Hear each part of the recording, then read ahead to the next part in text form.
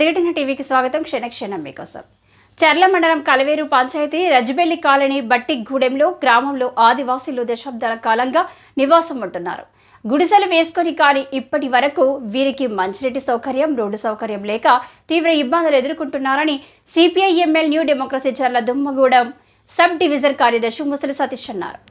ఈ సందర్భంగా వారు మాట్లాడుతూ బట్టిగూడెం రజ్బెల్లి కాలనీలో 100 కుటుంబాలకు పైబడి ఆదివాసీలు నివసిస్తున్నారని వారన్నారు.